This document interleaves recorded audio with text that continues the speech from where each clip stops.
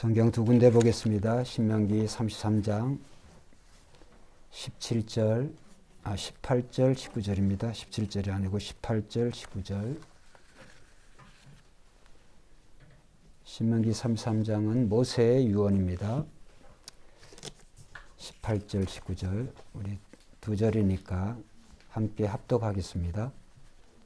316페이지에 있습니다. 구약성경 18절, 19절. 시작. 스불론에 대하여 이르시되 스불론이여 너는 밖으로 나감을 기뻐하라. 이사가리여 너는 장막에 있음을 즐거워하라. 그들이 백성들을 불러 산에 이르게 하고 거기에서 의로운 제사를 드릴 것이며 바다의 풍부한 것과 모래에 감추어진 보배를 흡수하리로다. 아멘. 이제 야곱의 이 12지파의 조상이 되는 야곱의 유언에 대해서 말씀 보겠습니다. 창세기 49장 13절에서 15절까지입니다. 창세기 49장 13절에서 15절. 똑같은 스불론과 이사갈에 대한 말씀이죠. 13절, 15절 같이 봅니다. 시작. 스불론은 해변에 거주하리니 그곳은 배 매는 해변이라. 그의 경계가 시돈까지 이르로다. 이사갈은 양의 우리 사이에 꿇어앉은 건장한 나귀로다. 그는 쉴 것을 보고 좋게 여기며 토지를 보고 아름답게 여기고 어깨를 내려 짐을 메고 앞제 아래에서 섬기리로다. 아멘. 오늘 저는 이 신명기 33장 이 말씀을 중심으로 해서 스불론과 이사갈 지파에게 주신 축복이라고 하는 그런 주제로 말씀을 드리려고 합니다.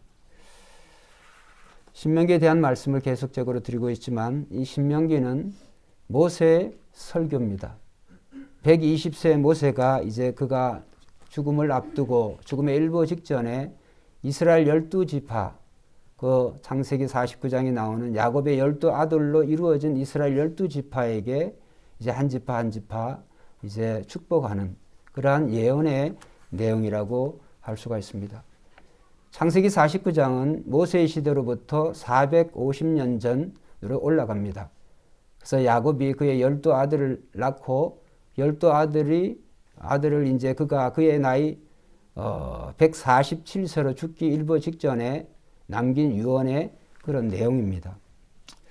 근데 여러분들은 이제 물론 이렇게 다 이해하시겠지만 우리가 창세기에 보면 야곱이 12아들을 낳았을 때 아버지라고 한다면 그 아들들의 순서를 알겠지요.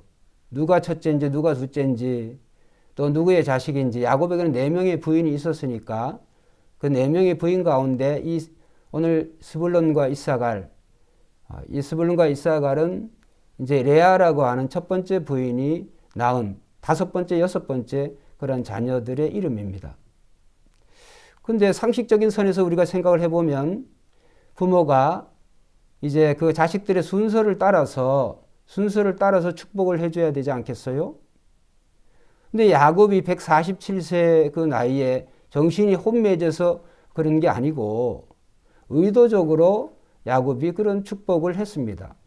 예를 들어서 요셉에게 축복할 때 먼저 12아들들에게 축복하기 전에 이제 요셉과 요셉의 자녀들을 부르죠.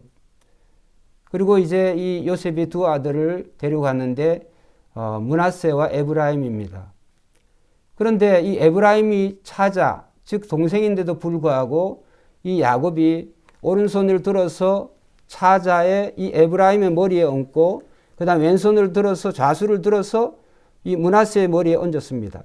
바뀐 거죠. 므낫세가 장자인데 요셉에게 있어서 장자인데 그래서 요셉이 가만히 보니까 아버지의 이 머리 순서가 잘못됐다고 요셉이 생각을 한 거죠. 그래서 기도하고 있는데 이제 이 요셉이 아버지의 손을 들어서 아버지 오른손을 들어서 장자의 머리로 옮기려고 하니까 이 야곱이 아들아 나도 안다. 근데 이제 이 야곱이 눈이 굉장히 약해졌습니다. 147세 그 나이로 시력이 굉장히 안 좋은데도 불구하고 야곱이 알아요. 이 야곱이 알면서 의도적으로 그 손자들에게 이 에브라임은 차지하지만 이 므낫세보다 앞서게 되어지고 그 다음에 이 에브라임이 차지하는 그 비중과 역할 때문에 그렇게 야곱이 예언적인 그런 축복을 한 것이죠.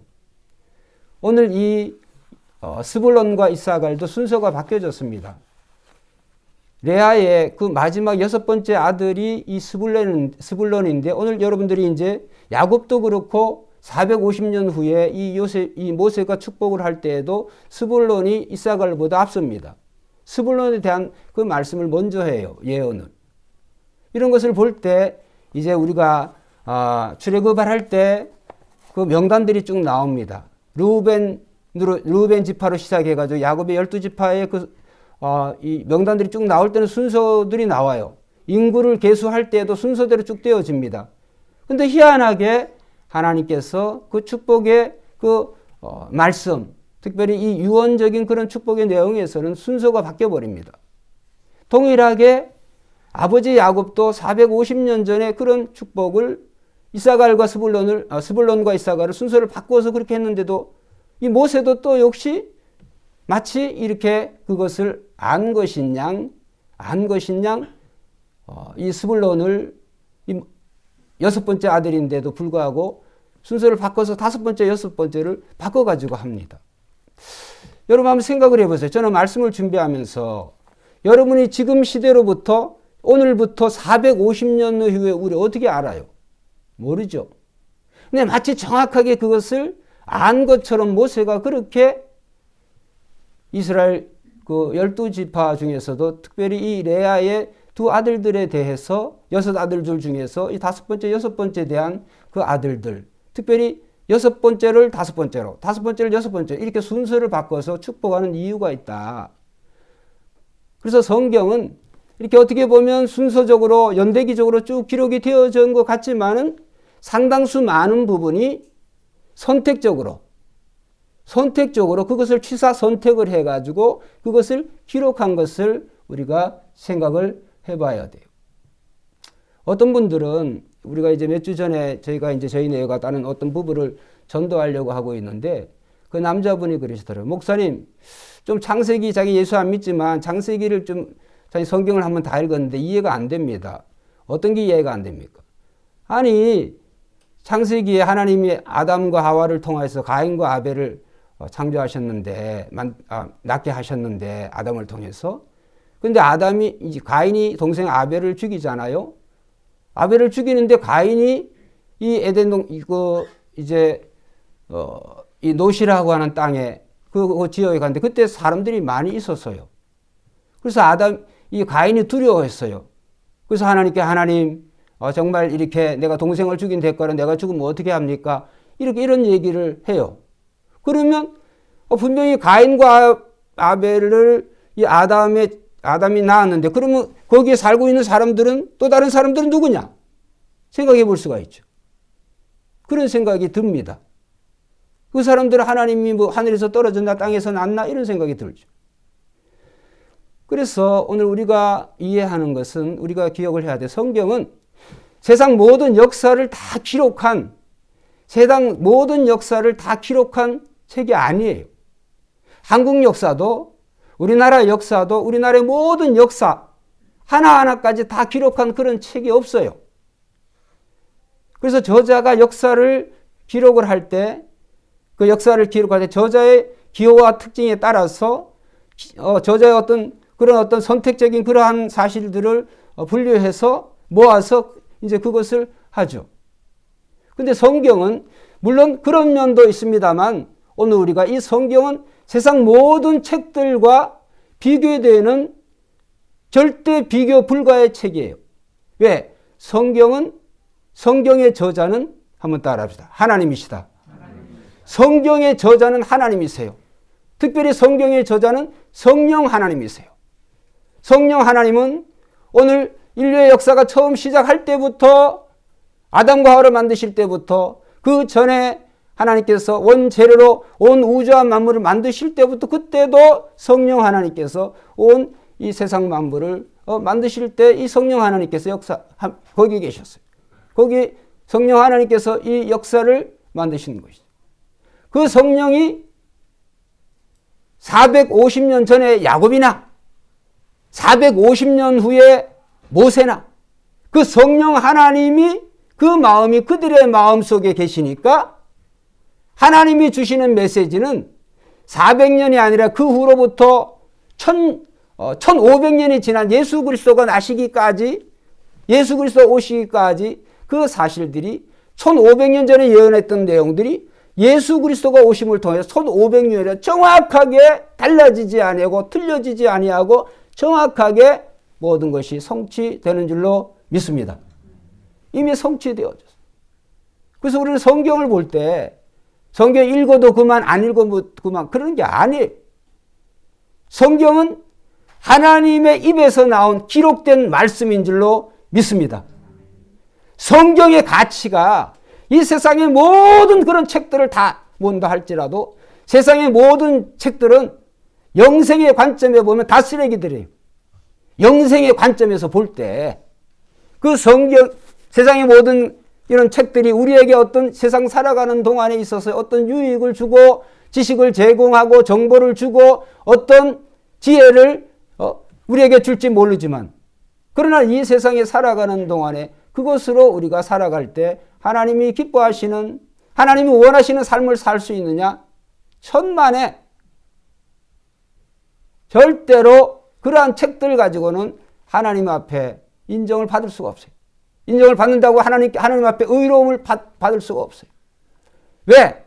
타락한 인간이 타락한 마음 속에서 부패되어진 마음 속에서 나온 생각이라고 하는 것이 지혜라고 하는 것이 얼마나 가겠어요.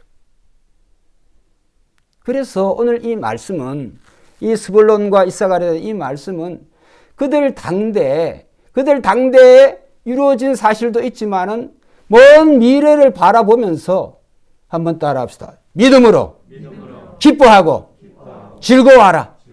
오늘 신명기 33장에 보면 이 스불론과 이사갈에 대한 그런 말씀 속에서 이제 이렇게 말씀을 하죠. 33장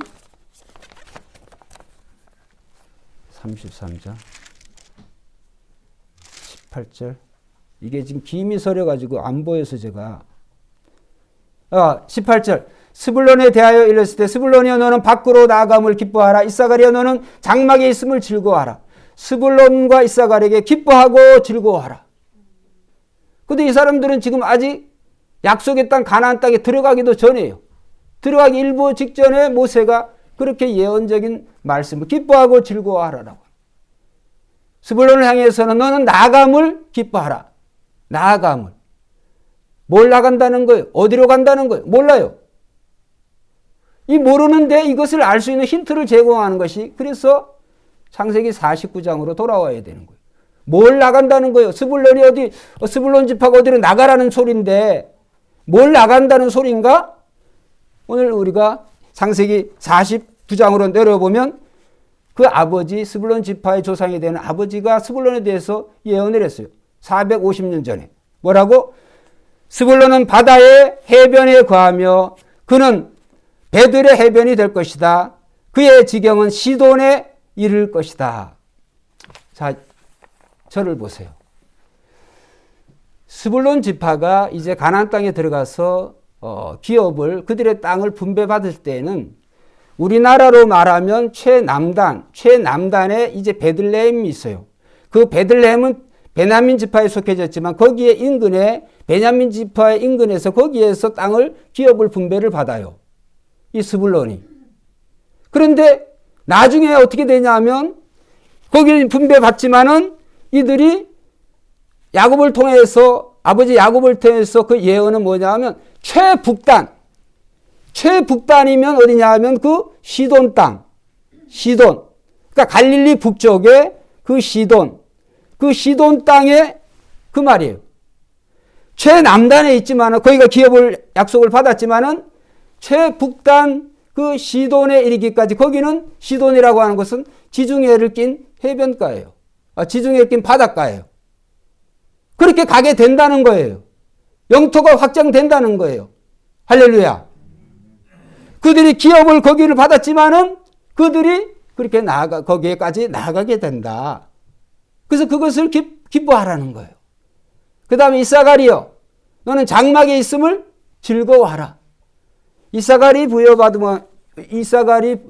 분배받은 그러한 땅은 이제 갈릴리 호수를 낀, 갈릴리는 이제 북쪽에 있죠. 이스라엘의 이 북쪽. 그 북쪽에 갈릴리 호수를 낀 그 내륙 지방이에요.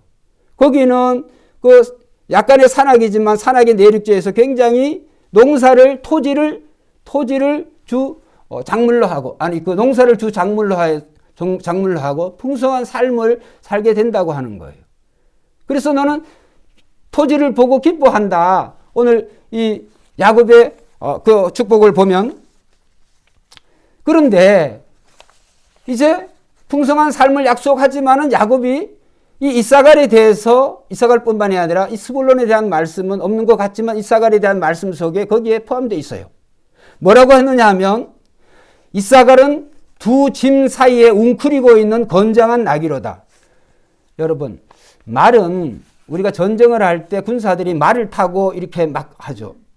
그래서 성경을 읽으면 말은 무서운 것이 없어요.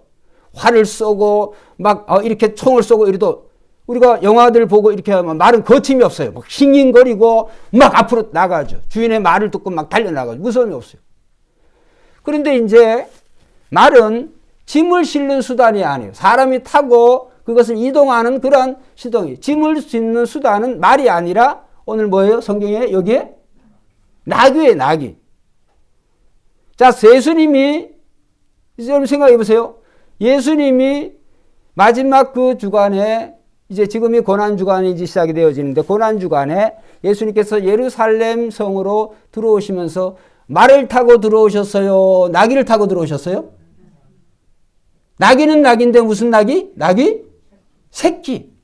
희한하잖아요? 아니, 예수님이 뭐 승리의 개선 장군처럼 막 100마를 타고 이렇게 나오셔도 괜찮으신데, 예수님이 나귀 중에서도 새끼 나귀를 타셨어요.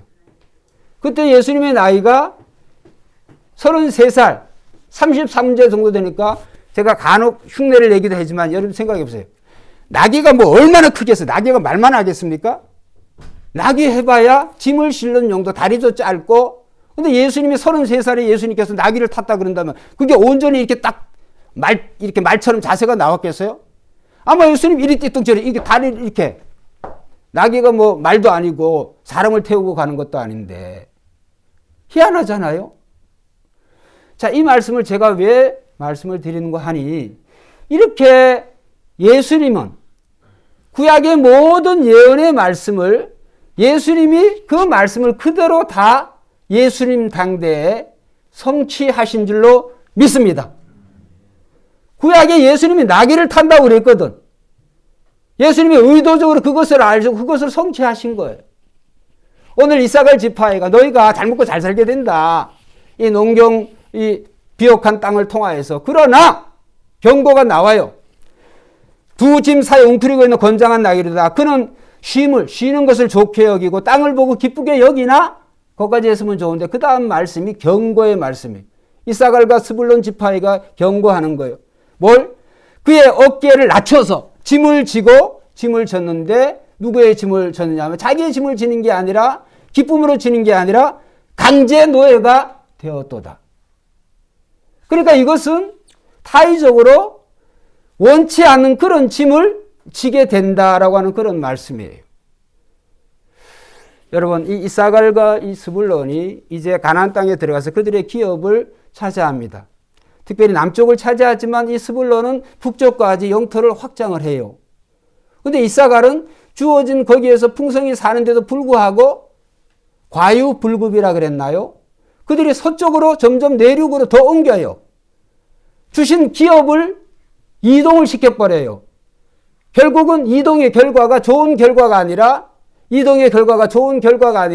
이제 이 이방인의 압제를 받게 되어져요. 넘 밑에 종살이 하게 되어져요. 오늘 우리는 이 말씀을 통하여서, 오늘 우리는 하나님이 우리에게 무엇을 주셨던지 우리는 어떻게 생각해야 되냐면, 믿음의 눈으로 보시고 믿음의 눈으로 보시고 내가 내 당대 내일 모레 이루어지지 않는다고 할지라도 아니 이 시간에 이루어지지 않는다고 할지라도 믿음의 눈으로 볼 때 이것이 400년 후에 이루어질지 1000년 후에 이루어질지 모르지만 한번 따라합시다. 믿음으로 살아야 된다. 기뻐하고 즐거워하자. 기뻐하고 즐거운 그런 마음으로 우리는 살아야 되는 거예요. 여러분, 결과를 우리가 알죠. 이 스불론과 이사갈 지파, 특별히 그 두 지파가 이제 나중에는 북왕국에 소속이 되죠. 이스라엘이 나라가 두 개로 쪼개져 가지고 솔로몬 이후에 북쪽 이스라엘과 남쪽 유다 나라로 되어지죠. 근데 이 북왕국의 중심이 그 에브라임 지파이기도 하지만 그 안에서도 이 스불론과 그 다음에 이사갈 지파에는 거기에 북쪽이기 때문에 굉장히 그 가나안의 원주민들 뿐만 아니라 외세 침략을 많이 받아요. 그래서 그들이 좋은 곳을 택해서 거기에 살았지만은 그 다음에 스불론 같은 건 바다까지 경계를 확장해서 바다에서 나는 그런 산물, 또 이사갈은 그 갈릴리 해변에서 풍성한 그런 해변에 있는 그러한 것을 통하여서 부를 축적을 하지만은 그러나 그들이 해야 될 것은 한번 따라합시다. 하나님을 예배하고 영광 돌리는 것이다. 오늘 본문에 나와요. 그래서 그 다음에 이 모세의 말씀 보면 19절에 그들이 백성들을 불러, 그들은 누구냐 하면 스불론과 이사갈 지파예요. 그들이 백성을 물어 어디에요? 어디에 이르게 하고 19절? 산에 이르게 하고, 산이 등장해요. 그들이 백성들을 불러 산에 이르게 하고 거기에서 뭐요? 의로운 제사를 드릴 것이며 그 다음에 뭐요? 바다에 풍부한 것과 모래에 감추어진 보배를 흡수하리로다. 산의 축복과 바다의 축복이죠. 바다는 지중해 바다에 풍성한 그러한 산물을 뿐만 아니라 무역을 얘기해요. 해변은 갈릴리 해변은 이 이사갈 지파에게 소속된 그 갈릴리 해변, 그 갈릴리 해변을 중심으로 한 그러한 풍성함을 상징해요. 하나님께서 나름 그들에게 그런 부를, 그런 번영을 허락하셨어요. 그런 부와 번영을 허락하신 것은 그걸로 자신들이 잘 먹고 잘 살기 위한 것이 아니라 그들이 다른 백성들을 초청해서 그들을 불러서 함께 하나님을 예배하라고, 하나님께 영광 돌리라고 하나님이 그들에게 그런 부와 번영을 주셨다는 거예요. 할렐루야. 그런데 그렇게 살았을까요? 살지 않았어요. 그들은. 그 결과 그들은 실패하고 결국 그들은 어둠 속에 살게 돼요. 이방의 압제를 받으면서 정말 많은 고생들을 하게 되어져요. 물론 사사기 5장에 보면 거기에 드보라 같은 경우에는 이사갈과 스불론 지파, 납달리 이런 지파가 중심이 되어져서 사사 드보라를 도와서 가나안 야빈이라는 왕을 물리친 그러한 이제 사건도 나옵니다. 상당히 용감해요. 그래도 불구하고 중요한 것은 하나님이 그들에게 주신 그러한 것들을 통하여서 그들의 삶의 중심은 오늘 우리 순교장님이 기도했습니다만 삶의 중심이 언제나 우리가 하나님을 예배하고 하나님이 나의 하나님을 언제나 고백해야 될 줄로 믿습니다. 우리의 인생을 사는 삶의 목적과 방향이 분명해야 돼요. 예수 믿는 사람들은 달라야 됩니다. 공부하는데도 달라야 되고 직장과 일터를 다니는데도 달라야 되고 사업을 하는데도 달라야 되고 다 달라야 돼요. 예수 믿는 사람이 안 믿는 사람처럼 불신자들은 그렇게 살아가면 결국은 우리가 그들을 다스리는 것이 아니라 그들이 우리를 다스려요. 그 말은 뭐냐 하면 우리가 영으로 믿음으로 살지 아니하면 오늘 악한 사탄 마귀를 우리의 힘과 지혜로는 절대로 이 어둠의 세계를 이길 수가 없어요. 그렇기 때문에 우리는 하나님이 나에 주신 모든 것들을 정말 더 풍요롭게 하고 더 잘 사용하기 위해서는 한번 따라서 더 믿음으로 살아야 된다. 더 믿음으로 살아야 될 줄로 믿습니다. 가난과 고난과 여러 가지 환난과 시험이 있다고 할지라도 믿음으로 살아야 되는 거예요. 이제 이 스불론과 이사갈의 거기에 이제 중요한 산들이 등장을 합니다. 가장 핵심적인 산이 구약에서는 갈멜산이에요. 갈멜산. 그게 스불론 지파에게 산에 대한 축복이 나오는 거예요. 갈멜산에서 이 아합과 이세벨 시대에 이 엘리야와 이 예배 영적인 전투가 벌어지죠. 가짜 선지자 850명과 엘리야 참 선지자 1명이 제사를 통하여서 어떤 신이 참 신인지, 너희가 믿는 바알과 아세라 그 신이 참 신인지, 내가 섬기는 그 하나님이 참 신이신지, 누가 어떤 신이 이 제물을 받는지 한번 시험을 해보자.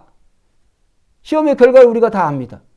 850명의 거짓 선지자들이 바알이여 아세라요 그들이 자기 신의 몸을 해하면서 피를 흘리면서 그들이 저녁 늦게까지 그들의 신의 이름을 불렀지만은 하늘에서 아무런 응답이 없어요.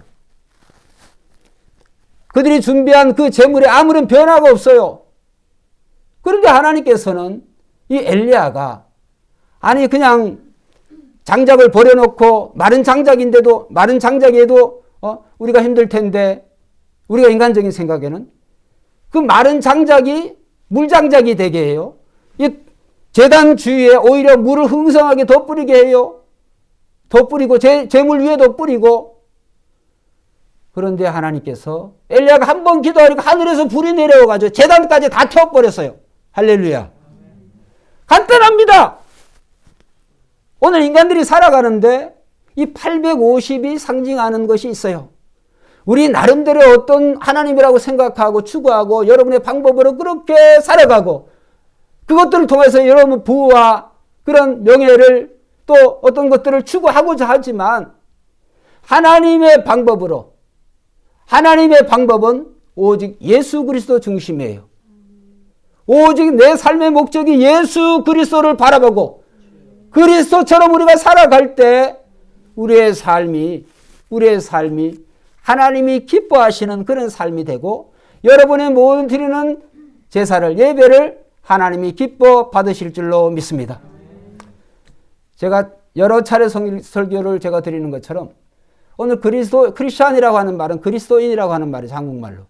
그리스도인이라고 하는 말은 그리스도를 따라가는 사람이라고 하는 말이죠. 그럼 우리는 그리스도처럼 살아가야 되지 않겠어요? 근데 비교를 한번 해보겠습니다. 예수님 무슨 변변한 대학을 나왔습니까? 예수님 무슨 변변한 직장이 있었어요? 예수님이 무슨 먹을 걸 제대로 먹으셨어요? 예수님이 무슨 편히 주무실 집이 있었어요? 근데 뭘 따라간다는 거예요, 우리가?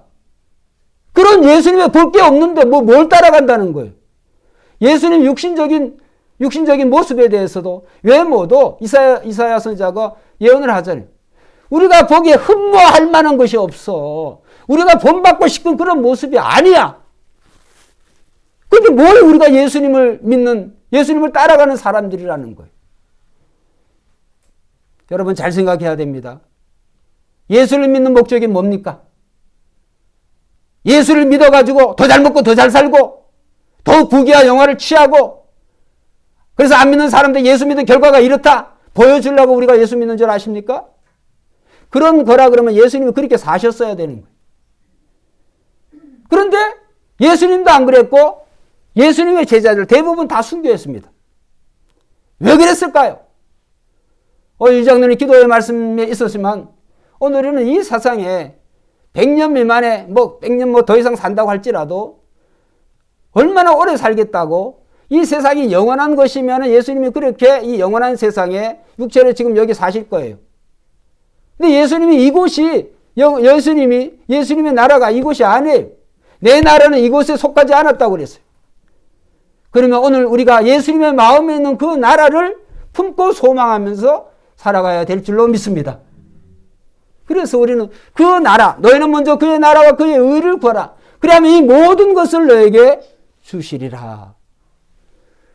스불론과 이사갈이 나름 어떤 그들이 하나님의 축복으로 아버지의 그 축복으로 그런 많은 그런 번영을 이루게 되어져요. 근데 결국은 450년도 못 가가지고 그들은 다 망하게 돼요.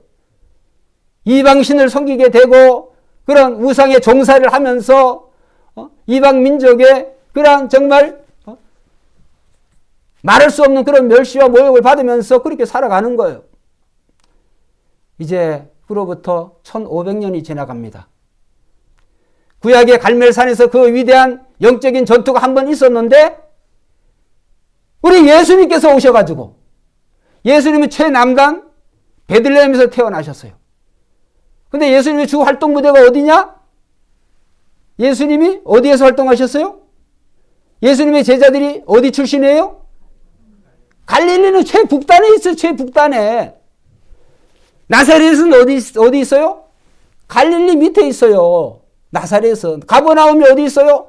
갈릴리 밑에 있어요. 전부 다 예수님의 주 활동 무대는 갈릴리와 나사렛과 가버나움과 스불론과 이사갈 지파가 차지하고 있는, 납달리 땅이 차지하고 있는 그것이 예수님의 주 활동 무대이셨어요.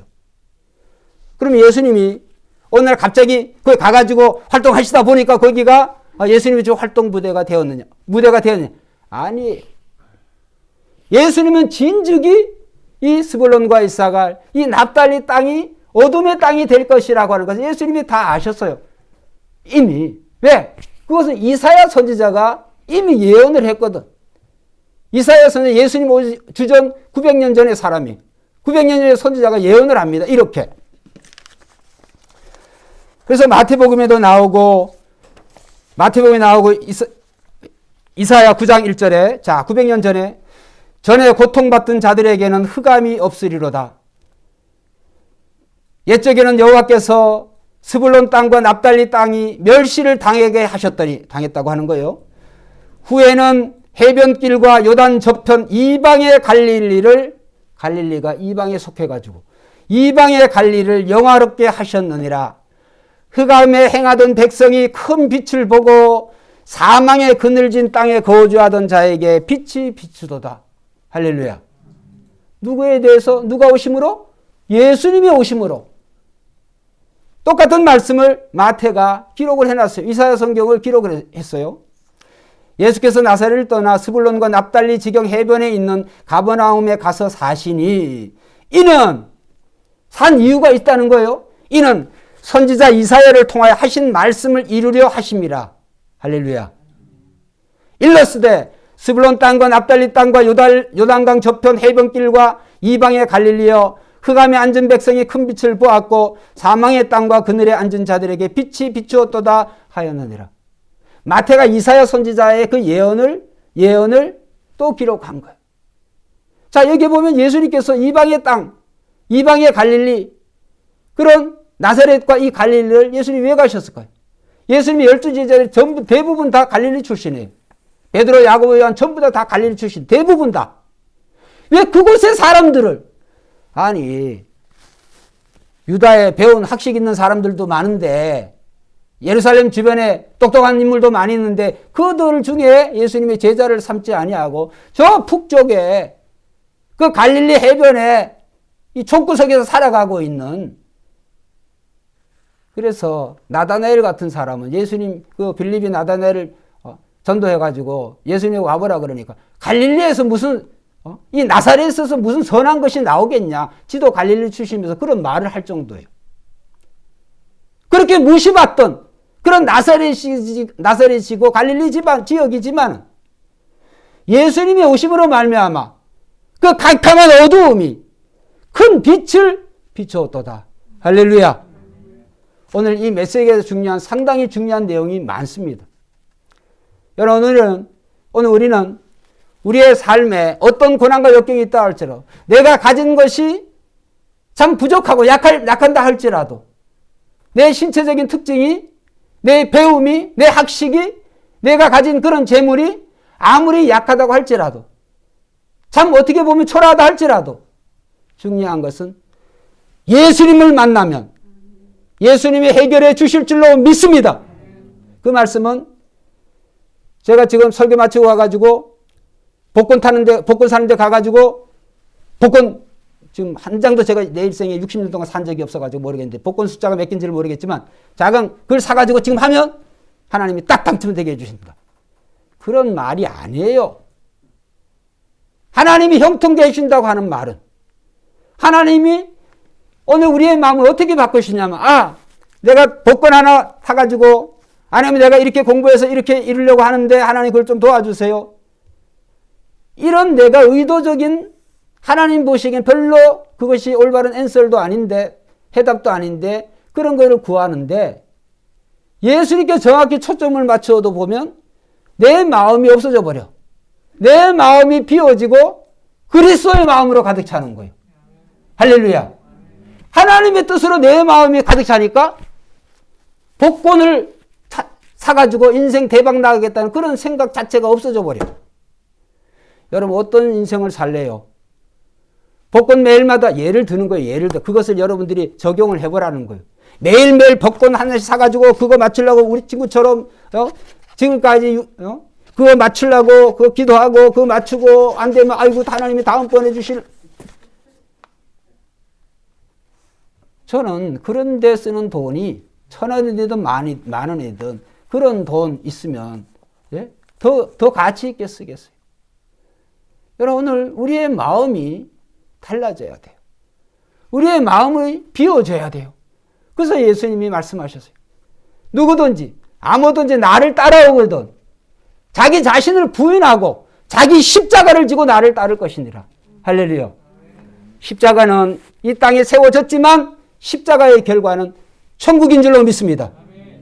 십자가는 이 세상에 존재하지만 그 십자가가 그 십자가를 믿는 자의 결과는 영생이요 천국에 있어요. 이 땅에 있지 않아요. 멸망에 사는 것들을 보면서 붙잡지도 못하는 것들을 보면서 우리가 붙잡고 애쓰고 살아가는 우리 자신이 얼마나 물질의 노예로 살아가고 있다고 하는 것을 여러분 꼭 기억하시길 바랍니다. 우리 젊은 사람들은 여러분들이 원하는 그런 결혼도 하시고 여러분들 원하시는 그런 직장도 다니시고 또 여러분들 원하시는 그러한 것들은 요새는 영끌이라고 그러더라고요. 하도 집 사기가 어려워가지고 영혼까지 끌어모아가지고 집도 사고 차도 사고 그렇게 하면 거기에 뭐 행복할 것 같죠? 절대로 역사 속에서도 그렇게 행복한 사람이 없었고 그 행복하지 못하는 길을 여러분들 구태여 알면서 그 길을 갈 필요가 없어요.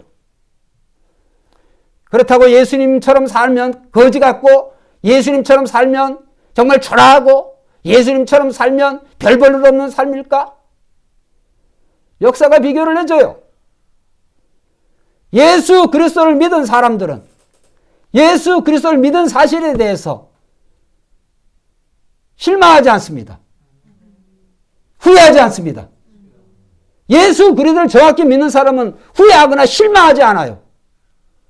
그래서 히브리서 11장이 우리가 또 보고 또 봐야 되는 장이에요. 히브리서 11장. 히브리서 11장 1절에 보면 믿음은 바라는 것들의 실상이요 보이지 않는 것들의 증거니라. 한번 따라해보자. 선진들이 이로써 증거를 얻었느니라.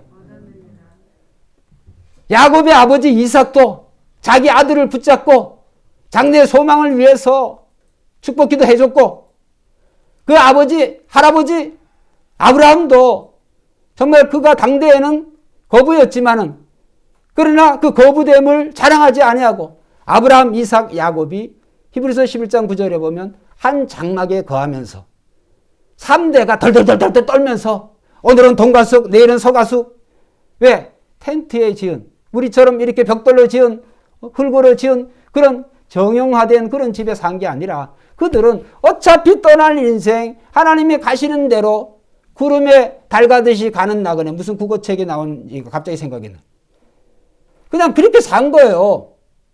저가 그렇게 소설처럼 얘기하는 게 아니라 히브리서 11장 나와요. 그러나 그들이 3대뿐만 아니라 그들의 후대들이 그렇게 산 것은 모세는 왕궁에서 왕자로 사는 것보다 하나님의 백성들과 고생하면서 고생하는 쪽을 모세가 택했다고 그랬어요. 왜 택했을까요?